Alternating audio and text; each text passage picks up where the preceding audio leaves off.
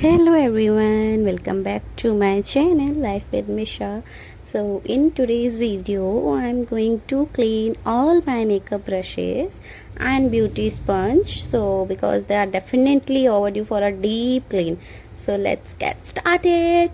So as you can see, these are all the brushes I have been using recently and they are quite dirty. So I have also my beauty sponge which has a lot of foundation buildup. So for cleaning I am using a coconut oil and lukewarm water with cleanser. I always make sure to wet only the bristles, like not the entire brushes, because they are not good for the entire brushes, because that helps protect the glue inside the handle. So now I'm gently swirling each brush until the makeup comes out. So it's honestly so satisfying to watch the water run clean. So next I'm cleaning my beauty sponge by soaking it, adding cleanser and gently squeezing it until all the product is removed. And here's are the final result.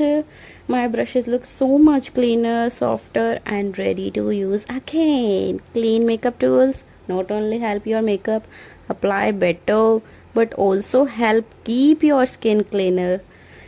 So I try to clean my brushes regularly, especially the ones I use for foundation and concealer.